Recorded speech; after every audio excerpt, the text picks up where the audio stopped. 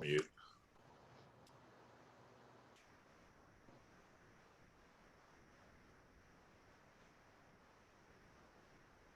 So welcome to everyone beginning to join us. Thank you so much for taking the afternoon and jumping on a call. I know we're in for a real treat. I just got to spend a few minutes with Stephanie and Catherine, whom I have not met previously. And I told them if they're friends of Patrick and exist in his orbit, then they are certainly friends of mine. So I feel very fortunate that we get to spend our afternoon with them. The other thing I quickly wanted to say is that we are excited at Society 54 that we just launched a brand new training and coaching platform that's all virtual. We've been working on it for the past year and a half, and we are thrilled that we're finally able to put it out to the market. And so what we're going to do is, following this particular webinar, is we're going to give away a subscription to someone on this call. So stay tuned, and tomorrow we'll send out a recap of what these amazing folks talked about today and let you know who that winner might be. So now I will turn it over to my amazing colleague, Jon Mattson, who is going to lead us today. Thank you. Thanks, Heather, and welcome everyone to today's webinar, Taking Care of Business Change Management and Utilizing Predictive Trends. My name is, as Heather mentioned, Jon Mattson, and I'm with Society 54. We're going to start today's session by each of us briefly introducing ourselves, and then I will kick us off with a question for our panel. Please feel free to use at the bottom, I assume it's everybody's bottom, the Q&A button, and ask questions any time along the way. We're going to try to leave questions time at the end as well, but feel free to ask along the way, because when we did our walkthrough last week, we shared quite a bit, and I know we can fill this hour up pretty quickly. So please ask them as we go along the way. So brief introduction of myself. I am a recovering tax accountant. One day while knee deep in spreadsheets and tax forms, I realized that I preferred selling the work more than delivering it, and I joined the dark side of marketing and business development.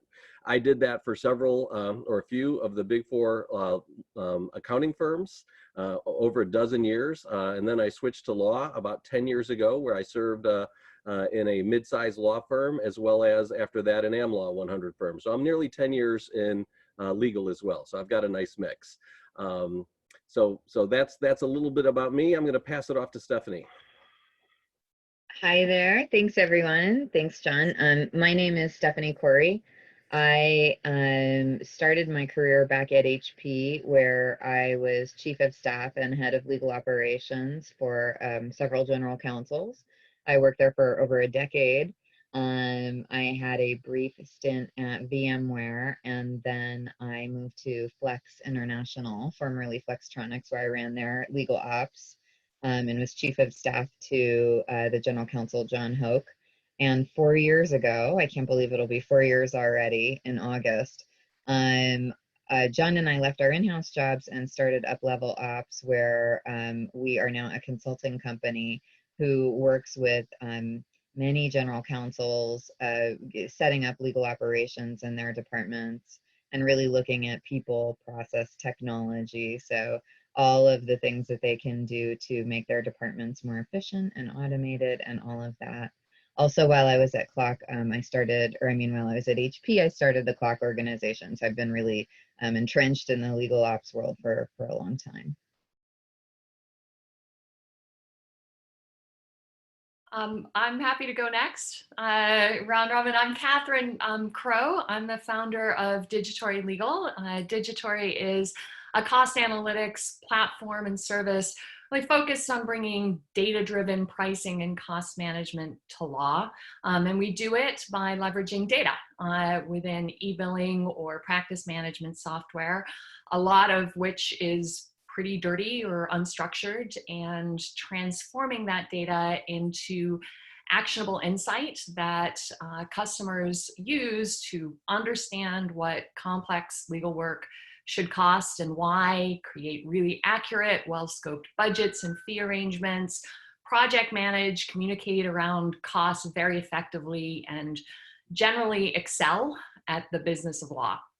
I am also, I think the panel's token lawyer. I practiced, I did complex litigation work at top tier firms for 17 years before founding Digitory, first at Simpson Thacher and then at Oric in San Francisco, where I was a litigation partner.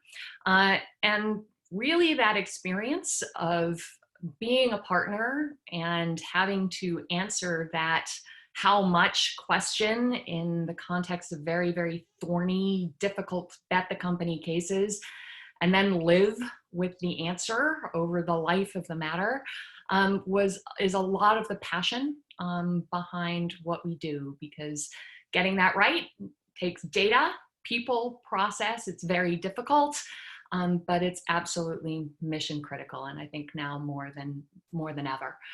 So that's me, and over to you, Patrick.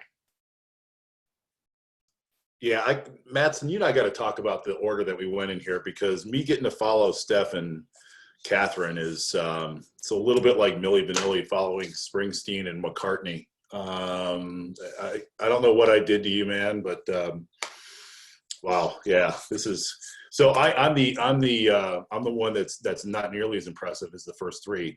I've been in this now for 22 years. Can't believe I just said those numbers out loud. I started in sales, fell backwards into data and analytics, and kind of moved around to consulting and then back into data analytics, and then landed up here at ALM about 3 years ago. I like to play in data. We look at what everybody else looks at. We try to see what no one else sees, and we try and make it actionable and do it in a way that allows people to drive strategy. So I tell the team on a regular basis that everything that we do either supports, refutes, or facilitates strategy. And so it's fun. It's not without challenges. And the Milli Vanilli reference is clearly taking off, because I'm getting texts about it right now. And let's see what else. Probably the only thing that's more recent is I just earlier this year was named as a board member to the University of North Texas's College of Education. So I am super excited about that and the ability to do that on the side and get to mentor people coming up and getting to play in data as well. So fun stuff. So with that, I'll be quiet and turn it over to the experts. That was definitely not lip sync. That's your voice. I've met you before, so I don't know the Milli Vanilli, but anyways, hey, I'm going to ask the first question of Stephanie. Stephanie, most of the folks on this call work in-house at law firms, and we help the attorneys get a clear understanding of their clients' needs so the firms can put themselves in a position to win more work. Your work is with in-house legal departments. What are in-house legal departments going through right now? And what is needed most from their outside counsel? They were feeling pressure before, which is why they were hiring us to come in and, do all of these efficiency initiatives, and they're feeling it double, triple time now. So, so there are some companies who are pretty well positioned, during this time, and there are others who are really, really feeling the pressure. So our conversations have changed from, hey, let's look at this technology, or I want to do something different and maybe some innovative things, to actually I need to very quickly find a way to save money, and we need to return something back to the bottom line. And so our focus, it's almost like a going back to the basics, and so where we were looking at maybe document management or finding ways to automate workflows before, now it's let's focus on outside counsel and spend management. And so that's really become top of mind for people, as well as org design. So we're seeing a lot more with now we really, really have to pay attention to whether or not we've got the right people doing the right things. No more having very senior lawyers formatting documents or focusing on low value, low risk work. We've got to outsource that. We've got to automate that. We've got to get that off of their plates so that they can focus on high value. I think this is going to put pressure on the firms, because they're the ones who are going to either get work pulled away from them and either brought in-house where it can be done cheaper, or sent to alternative service providers. And so this is an opportunity for them to partner better and make sure that their clients really see the value in these partnerships, in my humble opinion. So I've got a question for you, which is when you first started in legal ops, and I know I've joked around and called you the godmother of legal ops and everything else, and I've never heard you refute me on that, just for the record. What am I supposed to say to that? They always keep dragging me back in.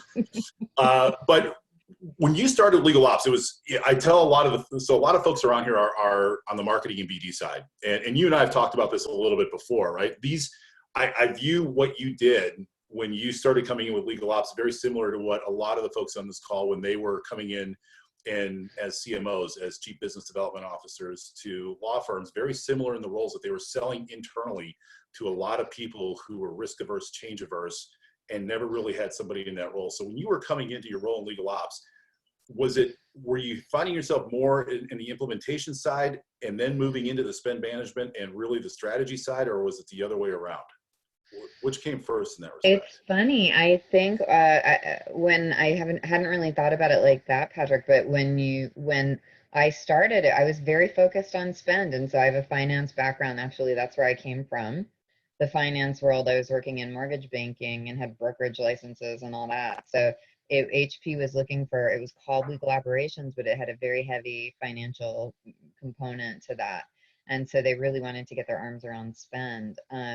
And that's why I think, you picked up on me saying it's kind of back to the basics, which happened in 2008 again, by the way, where it is very focused on spend. And I think as we're looking at, how did I get people on board? How did you, kind of change the culture so that people were more open to trying different things? I think it is always about having those small wins. And so when we did our first big RFP at HP, and we did a vendor consolidation and did some programs that actually did start saving money. But on top of that, the attorneys don't really individually care very much about that. What they cared about was seeing data and getting information. And so by doing consolidation, doing cleanup, getting things in order, getting an e-billing system in place, I was able to actually then say to all of the managing counsels, okay, here are your law firms, here's your spend, here's what's going on with all of your matters. And then that was very eye-opening to them. Now all of a sudden they've got this information. The programs then made sense to them. I was able to build on that, build a reputation, and then we were able to do, much cooler things than just, spreadsheets and all of that. So I think it's getting people on board with some quick wins, focusing on the people who are willing to do it with you, because I think it's John, I think you use this term, which I love and totally agree with, is the coalition of the willing. Getting them on board. And then once you can show some quick wins, then people tend to pile on after that. Stephanie, I'm kind of curious. You mentioned the word ALSPs, something that I've always enjoyed ever since I've joined legal. I've kind of kept an eye on them, always wondering when the Big Four is going to come in. And there was some article out recently that actually suggests that they might make progress as a result of this. But specifically, not trying to get you to say the Big Four necessarily, but who do you think from an ALSP perspective is most poised to actually take market share as a result of what we're going through right now? Do you have, and whether or not you want to name them or not, fine, but I'm just curious if you have any ideas associated with that. Oh, it's a great question. And I think, when you look at the alternative service providers in the legal space, there are plenty out there who, I actually just did a little article, an interview with one called Senza, and there's a bunch in those categories that are smaller, that maybe they don't initially come to mind when you think of a legal service provider. And so I guess John, it's a great question, because it's a complicated question. On the one hand, there are the Big Four, right? So you've got the Big Four. Big companies, Fortune 50 companies, are always going to use them. I don't think they compete with the typical legal ALSPs or ASPs, because typically, big companies, if you're going to hire a Deloitte, you're probably not going to hire an Elevate or an Integrion. So you've got the Big Four, and big companies will always hire those. They may be in a better position to actually pick up some market share, like you're saying, because some of this stuff is happening. But they're more expensive than the smaller providers. They have a bigger cost structure. So, they have a bigger infrastructure to support, and they tend to be more expensive. Then you've got the mid-level ones, and those are like Elevate, United Lex, Integrion. Those are the ones that you typically come to mind when you think of a legal ALSP or an ASP, and those are the ones who typically, you can outsource your NDAs to them, BAAs, etc. And so they have a pretty good hold in the legal space. And then there's the smaller ASPs like Senzas, and I know I'm forgetting a bunch of them, and they're probably out there mad at me now because I'm not saying them on this call, but you know what I'm saying, that don't necessarily, they definitely do outsourcing. They're in the legal space, and they're training up lawyers to do a lot of this stuff. So I think of them in kind of 3 tiers, and depending on what clients I'm working with, that's how I kind of suggest, hey, why don't you meet these folks, and then let them meet and talk and see if that relationship would work out. Does that answer your question? Very well, thank you. Catherine, I want to shift gears just a little bit, because Steph was talking about the spend management aspect of it, and looking at it from the legal department side, and this. I mean, anytime we can bring Isaac Newton's third law of motion into this, for every action, there's an equal and opposite reaction. I mean, it's a great day, right? But then there's the law firm side, right? And you're knee deep in all this data. You're looking at it. You've been on management committees inside law firms. You have sat in those meetings. You've gone through the budgeting process, through the financials, those super objective bonus meetings where it's 100% based on pure objectivity. We know. But when you look at, you're knee deep in the data, when you look at this, what should law firm leaders right now be focused on as they're heading into a recession? So I'm going to start with, well, first of all, I'm going to start by saying spend management is cool, Steph. Very cool. So there.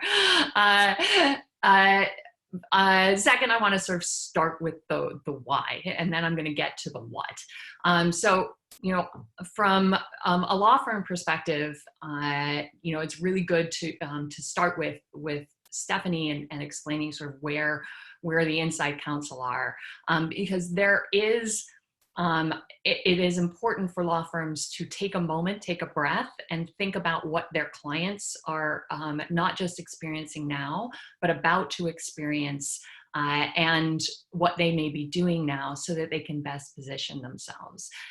Because there is a lot of interesting, cutting edge, new work about to come down the pike as a result of this crisis. And what Stephanie is saying, and what I have seen myself, is that legal departments are looking for the right partners right now to help them navigate that crisis. And so they're taking a deep look at who is doing right by them, not just from an outcomes perspective, but from a business perspective. So for a law firm, there is no law firm that is going to be able to hold up 54 wins in this new space. You need to be able to position yourself really, really well, and prove to your clients that you are the right partner to work with during this time. And so billing data is a big place to start. So you want to be looking at data for the purpose of proving quality, finding and capitalizing on efficiency, thinking about diversity, which still matters a lot to your clients and you cannot lose sight of, and basically improve your pricing and your project management. So what are we seeing? What are we finding? We are finding opportunities for improvement. There is in some law firms some under-delegation that needs to be addressed, but we're also finding good things, great stuff. You're seeing lower effective rates around certain tasks and activities, things that are a secret sauce that you can really visualize in the data, and that they can bring to their clients and say, we did this work for you in this way. Look how we positioned ourselves to make sure that your costs were going down, your 30B6 depositions were X the first time, but we really streamlined our process, and you can prove to them that you've been doing right by them from a business perspective. So we also see in data patterns. I call this sort of the snowflake phenomenon.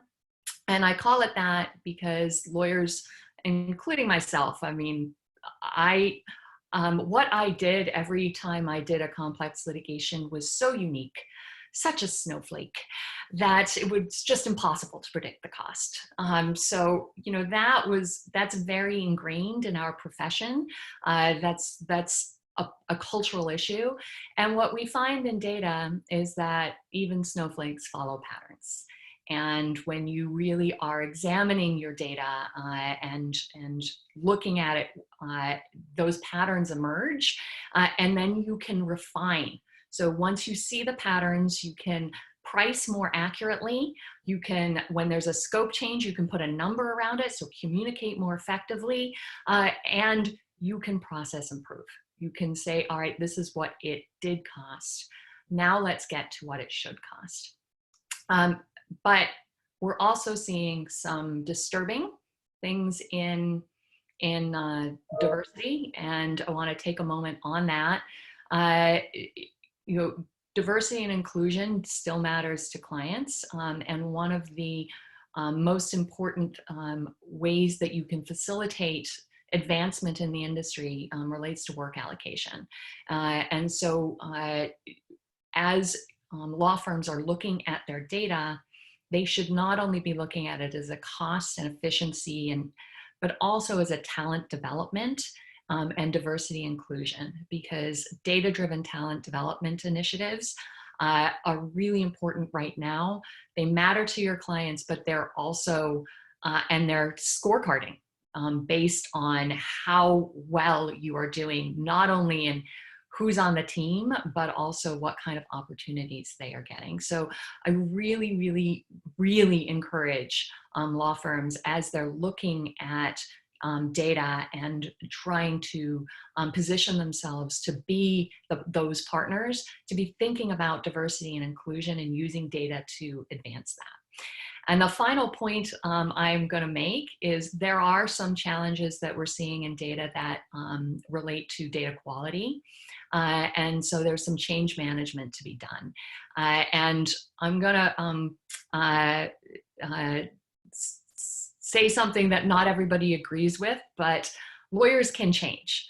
And I think it's important to remember that. I was a lawyer. It's just a matter of getting the need in front of them in ways that they can understand, i.e., how is this going to affect my bonus discussion memo in the next at the end of the year?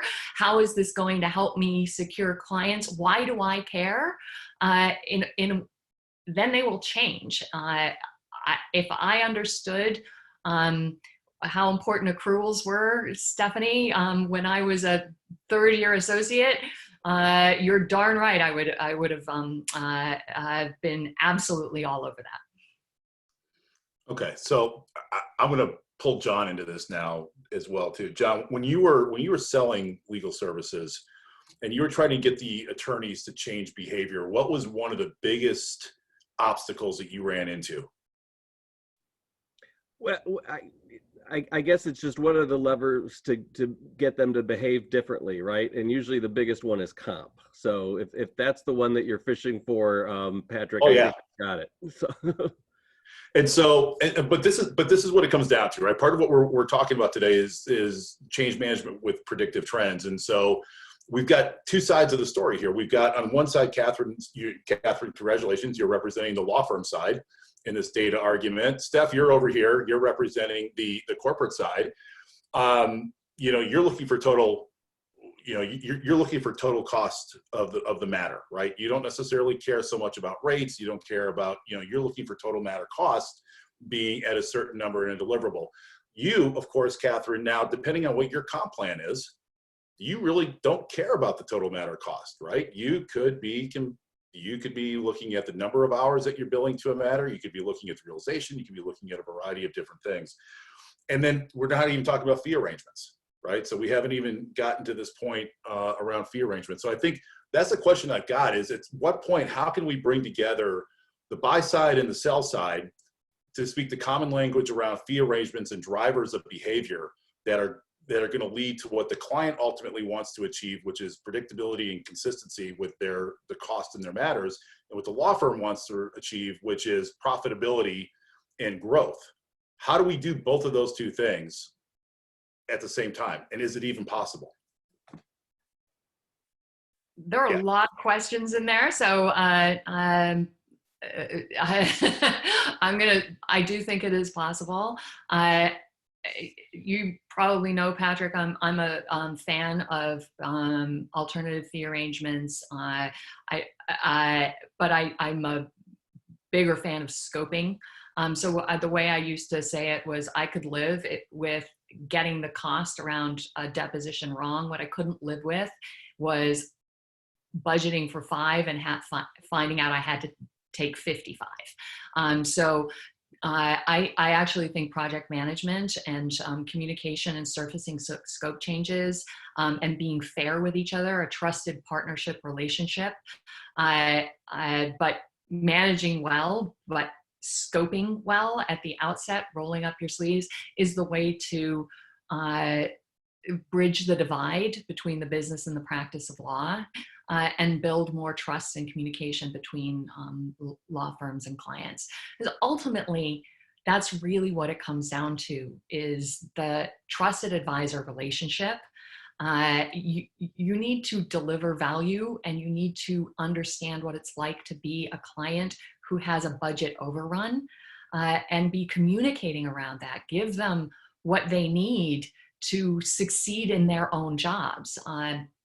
But most of those relationships, the client doesn't want the law firm to fail or not make money. They want fairness.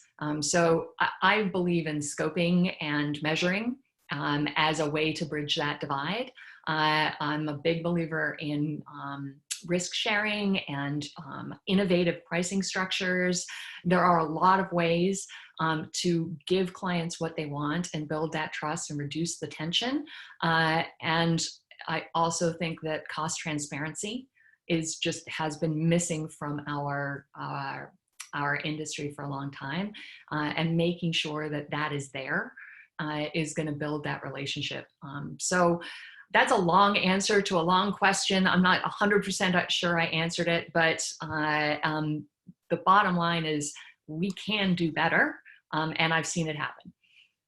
That's okay. No, we're actually, our theme today is Grateful Dead song. So 15-minute answers is perfect for this.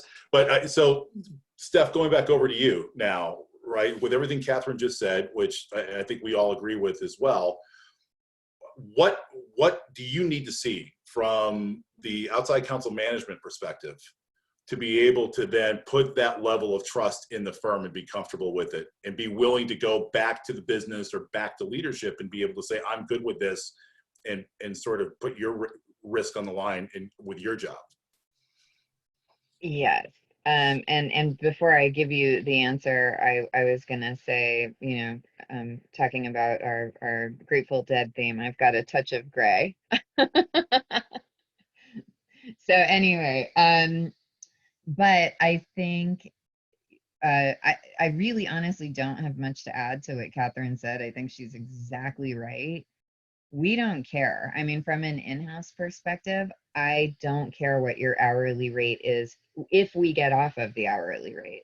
So if you find a way to bill us, and she's exactly right that we want the law firms to succeed. You're a partner. We need the law firms to succeed, and we want you to make a profit. We want you to make a reasonable profit. We don't like the idea of the old days where you go into a law firm's office and see, the beautiful hardwood, everything, and the Picassos and the lobbies. That makes us sick. Especially when we know we have to, we're in the process of riffing people and furloughing and all of that. It feels almost, unethical to in-house people when there's people just, doing basically, working in the same profession, and some people are just completely, it feels wrong.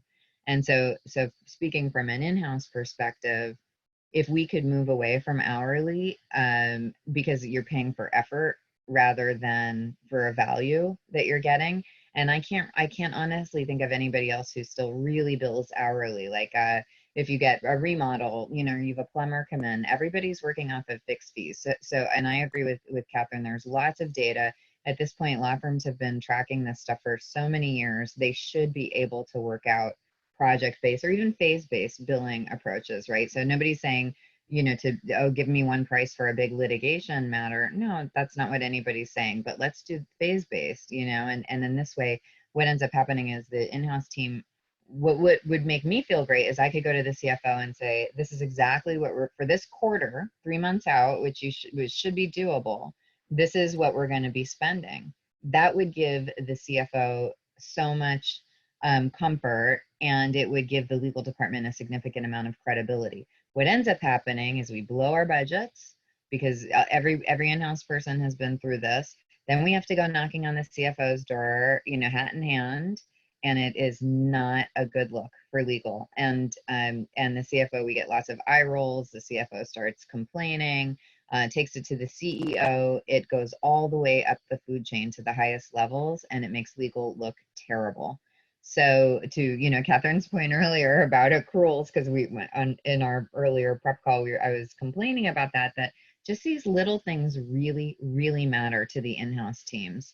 It affects our bottom line at the end of the day. And so when we ask you for budgets, when we ask you to give us reasonable estimates, they have to be reasonable. They have to be within, a reasonable variation of, standard deviation of whatever you give us. We can't have the bill coming in 100K higher, because then what happens? We actually have to, people get fired over that. So so that kind of it, that's really important. So to the extent that we can move away from hourly and go to project-based billing, phase-based billing, AFAs, whatever it is, it's extremely helpful from a management perspective on the inside. It means law firms are going to have to get more efficient, just like in-house teams did, right? Like you're not just covering your costs no matter what you do. That doesn't happen anymore, right? So if you've got 3 partners, you can lose money if you staff it inefficiently. So you've really got to get much better about how your staffing matters. But in-house people don't care about that. We don't care. We've been doing that for years. We've been focusing on that. So welcome to the club. We have to be efficient too. So I think it's almost a level of, especially when you're looking at the operations team, like I think maybe the in-house lawyers have a little more sympathy for the law firms, but from our perspective, we don't care. Just get it done efficiently, get it done on budget. Good legal work is table stakes at this point. We expect good outcomes or you'll get fired. So you better be giving us good outcomes, but everything else on top of that is what matters at this point. I think in-house teams are really looking for more. How's that for a long answer?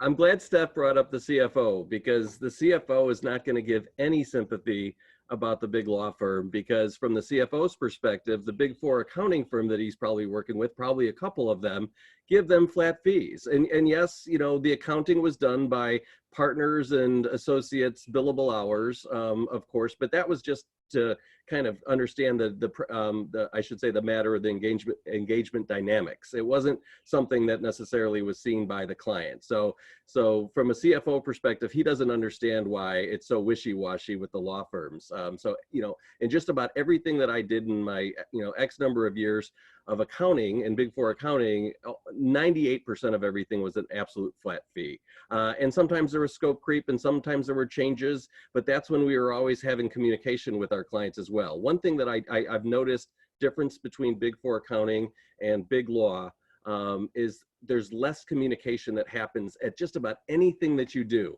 I remember the first time that I got a big RFP at my first law firm.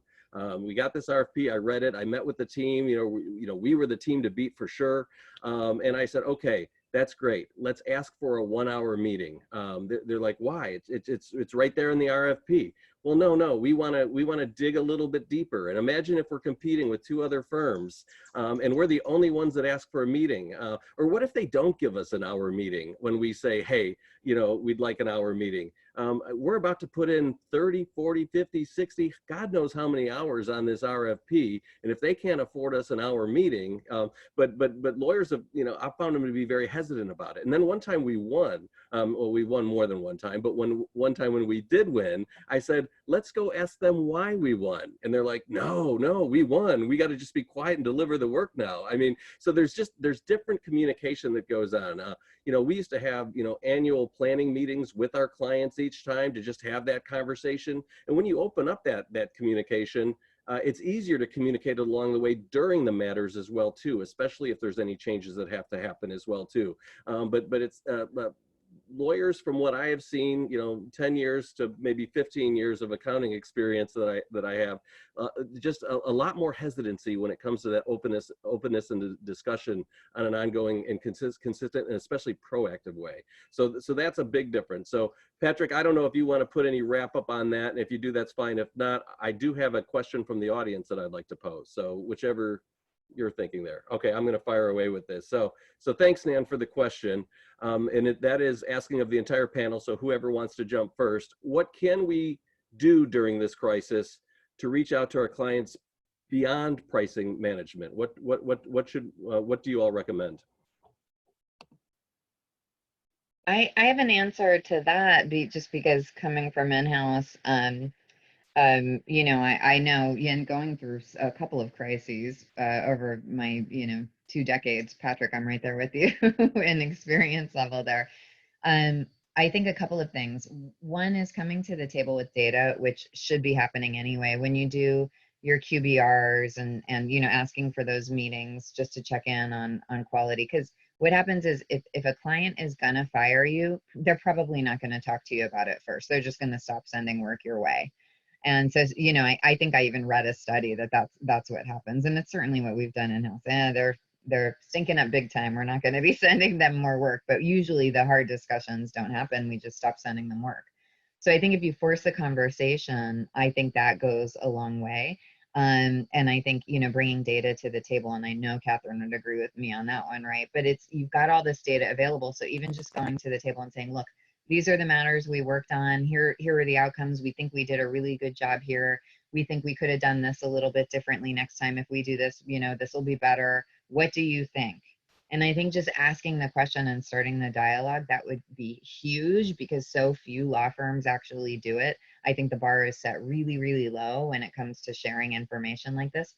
And the other thing is just ask, because every legal department really is different. So some that we're working with are like really seeing this is a boon for them this time, and other legal departments are really, really struggling. So everybody's in a different space. So I think just saying, hey, if you reached out, take your top 10 clients. You don't even need to do it with every one of them. Just take 10 and or whatever your magic number is, and reach out and say, hey, I know this is and make it a personal note, not just a message, a general message to everybody, but just say, hey, I know this is really hard.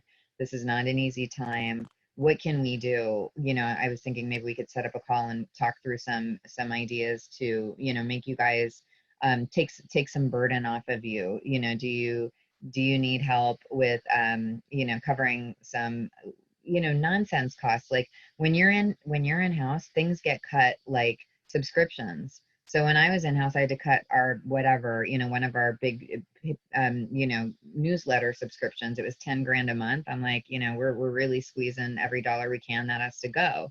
If a law firm picked that up, I mean, that would be amazing. So there's little things that the law firms can be doing to really make their in-house teams' lives easier. If we did, and not just a COVID update, but like anything that's changing in the environment, if we did a little summary saying how this affects your business specifically to you, and you can share that with the executive team, GC, would that help you? I mean, anything you can think of, I think would be extremely helpful. And just reaching out and saying, hey, we thought of a couple of ideas, would this be useful to you? How else can we help you? Where are you struggling? And let's brainstorm. I think just partnering, because that's what you are, you're partners, but it doesn't, sometimes it feels like outsourced legal work, right? Like the in-house team doesn't have the expertise or the bandwidth, so now a law firm's getting it. You're an outsourcer in that instance, right? If you want to be a partner, then just have the conversation. How can we partner? You know, we're here for you. What can we do to make things easier? So kind of a non-answer, John. I don't, you know, but I mean, I think the bar is set so low that just having the conversation, whether it's let us take over a subscription for you, let us pay for a conference, not that anybody's going to conferences right now, but in a normal world, let me pay for a conference for you to attend. Or I heard about this leadership seminar. Would this be helpful for the, you know, successor to the GC? You know, we can help, you know, put whatever. There are just little things that you guys could do that won't cost much money that will have a huge impact to the in-house team. And then of course, coming to the table with data so that you can talk about, you know, what the work you've been doing and how you can better do that work. That's really critical too. One thing I wanted to add, besides yay data, which is always going to come out of my mouth. So thank you, Stephanie, for doing that for me. Baked in all of those suggestions was, here's an option. Like, how about this? You know, I think a lot of in-house counsel are probably getting, hey, how can we help, rather a lot. In fact, I've heard a lot of panel discussions on this. Or they're getting inundated with white papers on COVID. What is different about the suggestions that Stephanie just made from that is, here's how it's going to impact your business. So this is not some banal white paper that you've gotten 50 of. We understand your business, and this is what we see based on your business. So, you know, we're seeing this trend. Not just how can we help, but we know that, you know, this has been a challenge, or would this help you insert concrete opportunity here. So it's going to take some thought, and the more you can show an understanding of their business or their operations by making concrete suggestions. But even a half-baked suggestion is a starting point for something else. So I think it's very important when you're reaching out to clients and trying to be on their radar as the partner for this crisis, that you come to them with suggestions, concrete suggestions that show your knowledge of what they're going through and what might help them, even if they're not perfect. Be thoughtful. So, Patrick, how do we start pulling this all together? Do you think it's as simple as deciphering the data and having an understanding of the client's business and needs? Or is it that simple, or is it more than that? No, I mean, well, first of all, it's never rocket science, I don't think, right? Because it really isn't. It's, you know, your job's to make the person that you're serving look like a rock star, right? I mean, that's bottom line. That's what it is. But I mean, even following up on the conversation we just had, I mean, everybody was right. I look at it, Catherine, not so much as being proactive, but being preventative, right? So part of what you want to be able to do is be preventative, right? We want to help you stop problems before they happen. And part of that, John, to the question you just asked, is looking across your industries, looking across your clients and your businesses, seeing what's impacting some of those, and then learning from that quickly and going back to your client saying, hey, we're seeing this happen. Here's what we think you should do, because maybe you haven't considered this yet. Or it's something you haven't dealt with yet, but we want to make sure we're putting steps in place. So it's not just how can we help, and that's always good, but it's also here's where we want to help, and we want to help you avoid this issue more than anything else. I was going to ask this question as well to Stephanie or to Catherine, but I would think secundees would be a really good play during this time as well too. And making sure that we're, you know, if you are going to be scrambling a little bit, you're going to have a lot of repetitive knowledge work and grunt work that needs to be done, especially with contracts and real estate issues. You've got retail locations and things like that. Let's get secundees. They get experience. We get embedded into the client a little bit more. So that can be, I think, a win. I don't know. I tend to think about this stuff, John, in terms like of a Venn diagram, right? So where can we have all the good things sort of interlapped, and what is the thing that's in the middle right there? And so you want to protect your client. You want to make sure that you're proactive and preventative for them. You want to make sure that you're positioning your firm and your practice, well. And you also got to make sure that you're keeping work and you're keeping your people engaged through this area, through this time as well. So I think just, going out with market intelligence and giving them something of substance that they can use, that they can leverage internally, is a really good start. And then, don't nickel and dime them through this process either, right? I mean, I think that's to the point that Stephanie was making earlier. I mean, the last thing you want to do is surprise them at the end of this with a bigger bill than they were expecting. So we got another question, and it's a really good one. And I do encourage folks listening, if you have a question, please send them to me, because I am actively watching them. So this is for the panel, obviously. So it sounds like the legal industry could benefit from more variable labor costs. Can you share your views on a more flexible labor pool with surge staffing and surge pricing? I'll start with this. I'm waiting for, I mean, Stephanie, here's a question, I guess, for you is how would you react, for example, if somebody showed up and they sent you the engagement agreement and just said, whatever you need done, we know the longest possible way to get it done. I mean, that's kind of like the cab driver mentality, right? Which is the hourly rate. We're going to, we'll give you a certain price, but we're going to take the longest route to get you there. So I think the surge pricing question is interesting, because I think of it in the same terms as I would a cab driver or Uber or something along those lines. I think what I would be interested in is, yes, demand is going to be higher around certain things, but I would want to cap it with an efficiency target as well. Right. So absolutely. Yeah. Yeah. And I think when we look at, phased pricing, so it is an interesting model. And I don't know about surge pricing. I'd be curious, why do you have to do surge pricing? I mean, you'd make more money as the service provider for sure. So I can see why you'd want to do that. But as I'm thinking about, how we use alternative service providers, it is in fact, it's a similar model, right? We use them as work ebbs and flows. If you've got somebody who can handle the work when it flows, the end of the quarter, we set companies up all the time with these alternative service providers who have capacity to manage excess work that clients can't manage, and it's very, very common. And so if you can and talk about partnerships, I mean, with these alternative service providers, you really have to build a very close partnership, because it's a very different model than the law firm. You're not going to them with they don't have the same sophistication usually as law firms, and they have very different talent, because they're in place for a very different reason. So it's a lot of work to get these partnerships set up. But once they're set up, when excess work does come in, it's kind of like demand management. It'll go to these alternative providers, depending on what the in-house capacity is. The surge pricing is an interesting model. I haven't really thought about that piece of it. So like basically you've got an alternative service provider set up, and then everybody's reaching out to them, and based on how much demand there is right now, like force majeure probably in the last month or two is like massive, right? And that would have been massive surge, I would think, where people are looking in their contracts for those clauses. But I guess as I think about it, I think having these having extra hands and these providers who can pick up excess work is really critical.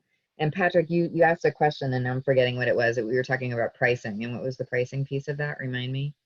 No, I was more alluding to the hourly, Like, the hourly billing without caps, right? Which is essentially the cab driver saying, "Hey, yeah, I'll take you wherever. I'm just going to take the longest possible route." And that's the risk. And it's the same thing like when law firms say, "Oh yeah, we'll give you 10% off." Well, 10% off of if ever increasing hourly rates doesn't mean much to me. So totally agree with you there. I don't like the idea of. I don't even like using caps, because I'm a big fan of. I would rather let's have a success fee built in. I'm a big fan of that, right? And then that gives you incentive to be much more efficient and get, you know, the matter dealt with very, very quickly. And then you get a success fee and it's a win for everybody. So I think there are ways to price it to incent the, you know, the law firm or the ASP, whoever you're working with, to behave in a different way than, oh, I'm going to take 20 hours to do this because I'm getting paid by the hour. Of course, I have zero incentive to be efficient. Then why would you? So anyway, yeah. So I think the pricing needs to be, you know, incented, or it needs to incent people in such a way that they're more efficient. But that was probably a very long and roundabout answer. I feel like the cab driver there in that scenario. I'll share a very quick. Your thoughts. I'll share a quick anecdote. I'll share a quick anecdote to that, which is in my former lifetime when we used to do benchmarking, we would do postmortem, you know, postmortems on matters, whatever. One of the things you would see is that the firms that typically had rates that were much more below market value had higher billable hours for the same work, right? So either way, people were making money and they were getting paid. So, you know, the warning flag for me that I used to put out to legal departments was the lower the rate in terms of where it was below market value, the higher the risk you had of bill padding and poor billing hygiene and things that were going to drive bloat beyond what the budget was. And by the way, most of them usually had, to Catherine, this is coming back to you, they usually had really poor scopes and they had really poor budgets, and their budget to actual number was always obliterated, you know, before they were through the second phase type of thing. So. And the other side was more aggressive than expected is probably the most famous excuse for that. Second in line will be the judge. No one expected the judge to make that ruling. These are not things that you can bring to your CFO. They don't really work well on an Excel spreadsheet, but those are the common statements, and not that they're not true, but they result in scope changes. So if you didn't have it scoped out well or thought out or planned out well at the beginning, you have essentially ceded control when those things occur, and you are now looking at the money pit. So that is snowflakes in construction. Those are my analogies, man. I use them all the time. Now, and your point about the judges, I mean, there's too much data now for that to be an acceptable response. I mean, when I got here, I realized, and they haven't published this, they're sitting on 20,000 some odd reviews of judges by lawyers in a matter.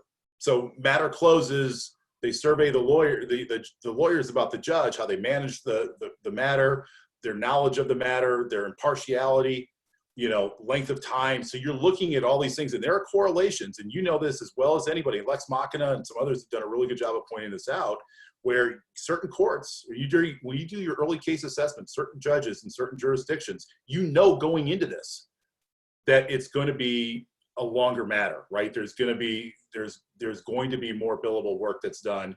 You know, with certain opposing counsel that it's going to be a little bit more complex, right? So I have a hard time buying into any excuses because the data's out there. We're not living in a world where we're all blind and walking into this with no knowledge whatsoever.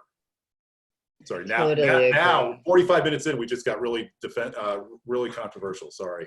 No, you're so right. And to your point, and all of your points, I would never walk into a CFO's office and say, oops, the judge ruled in a different way than we were expecting. Well, what the hell, legal department? This is your job. Like, you're supposed to be prepared. And that's why the phase-based billing that we've been talking about should, you know, like, if it goes this way, this is, you know, what's going to happen. If it goes, these are the discussions that you have early and often throughout the matter. So totally agree. And if the lawyers in the firm don't know the data, they're not aware of any of this, and this is part of their job. They need to be up to speed on all of this. Totally agree.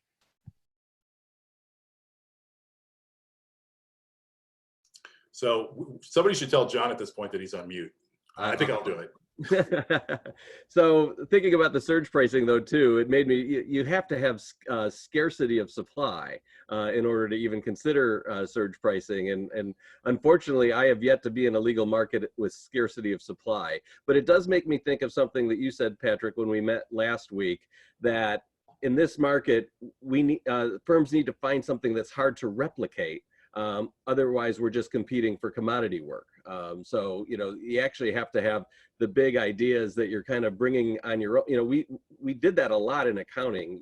You know, you'd have that big tax idea where you could get high value, and it was high value for the client and high value for the fees as well. But other than that, if somebody else can easily do this work, it's hard to do enact surge pricing as well.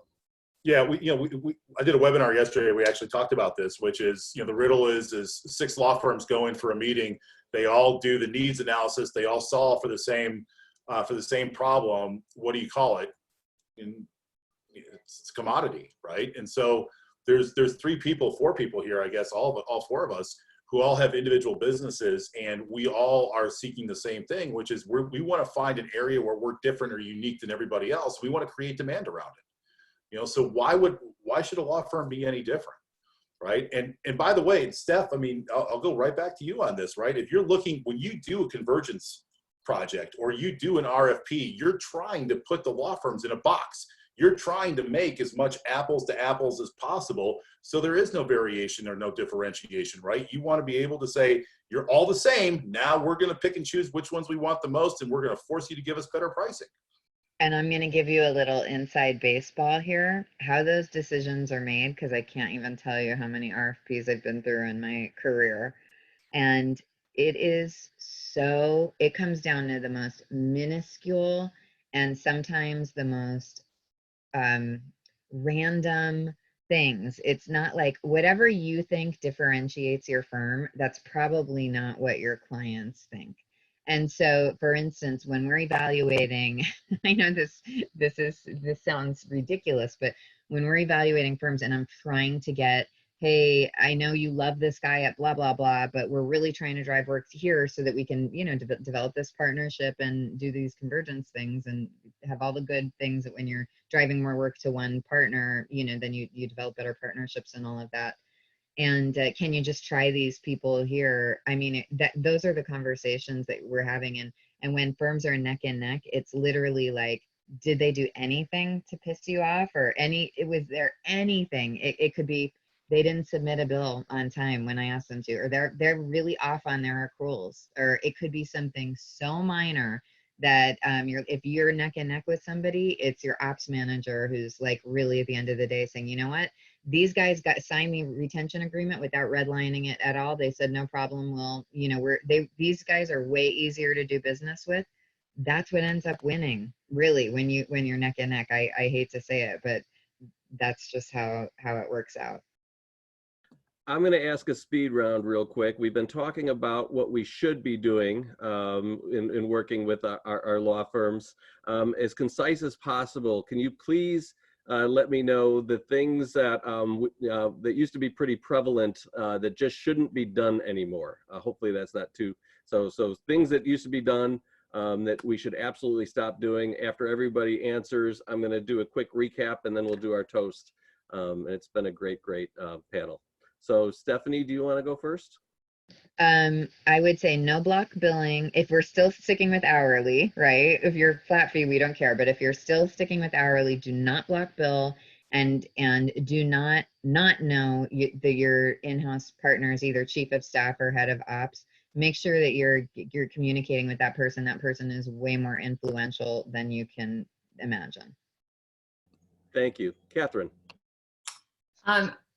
I would say over lawyering, not that disconnect between what a win is for you personally as an individual lawyer or law firm and what is a win for your client.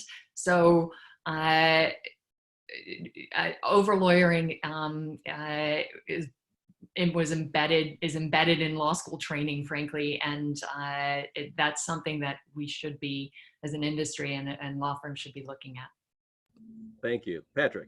I'll give you 2. I'll follow on with Steph here really quickly. So on the law firm side, on the corporate legal side, stop with shadow billing. It's the most stupid, ridiculous thing in the world. It pollutes data, data pools. It makes our job more difficult. Stop shadow billing. It's useless.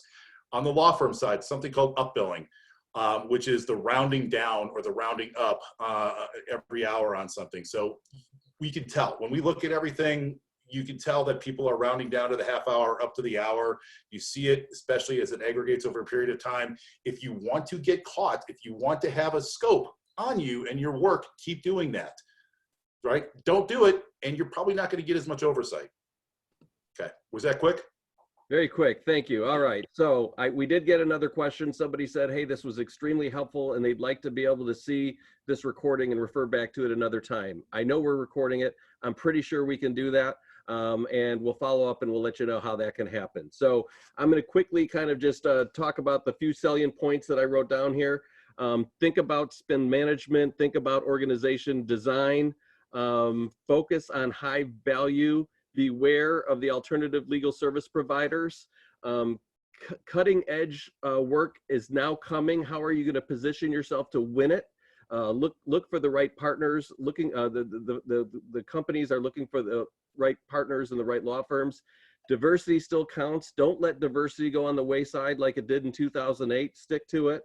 Lawyers can change. Bring your data to the table, and proactive communication. So those are some of the highlights that I have.